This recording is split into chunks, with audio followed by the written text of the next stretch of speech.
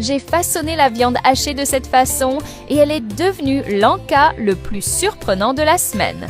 Pour commencer, nous allons utiliser 500 g de viande hachée. Je vais poser un bol sur une partie de cette viande pour modeler un petit panier, puis nous allons répéter le processus avec le reste de la viande. Ensuite, dans une casserole, j'ajoute 4 pommes de terre coupées en cubes, de l'eau chaude jusqu'à recouvrir complètement, et nous allons laisser bouillir pendant quelques minutes. Dès que les pommes de terre sont cuites, nous allons retirer du feu.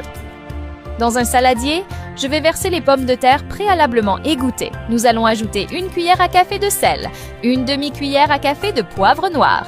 Et avec l'aide d'un presse-purée, nous allons écraser. Et avant que je n'oublie, dis-moi de quelle ville tu me regardes pour que je t'envoie une dédicace spéciale.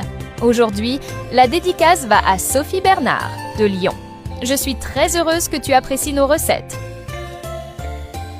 Ensuite, nous allons prendre une cuillère de notre purée de pommes de terre et la mettre dans le petit panier de viande hachée que nous avons préparé. Je vais bien étaler pour recouvrir complètement le fond. Et nous allons répéter ce processus avec l'autre. Maintenant, j'ajoute de la mozzarella à volonté par-dessus. Dis-moi ce que tu penses de la recette jusqu'ici, j'aimerais beaucoup le savoir.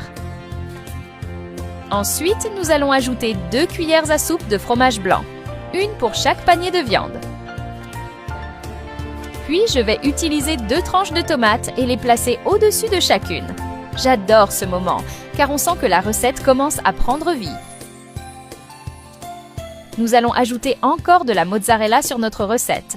J'adore ce genre de recettes, simples à préparer, mais qui apportent une touche différente et qui surprennent ceux qui les goûtent. Après, je vais saupoudrer de l'origan à volonté. Pendant ce temps, j'imagine déjà la réaction de ceux qui vont goûter cette recette et ça me motive énormément. Ensuite, nous allons placer délicatement notre recette dans la friteuse. Crois-moi, le résultat est incroyable.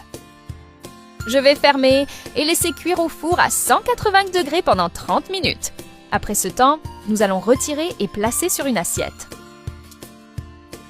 Cette recette a trouvé sa place dans ma cuisine sans aucun effort. Après l'avoir faite une première fois, il est devenu impossible de ne pas la refaire parce que le résultat parle de lui-même. Chaque fois que je la prépare à la maison, quelqu'un commente, que ce soit pour l'odeur ou pour son aspect dans l'assiette. Même ceux qui d'habitude ne disent pas grand-chose finissent par lâcher un mot, et je comprends parce qu'elle est simple, pratique et donne exactement ce qu'elle promet.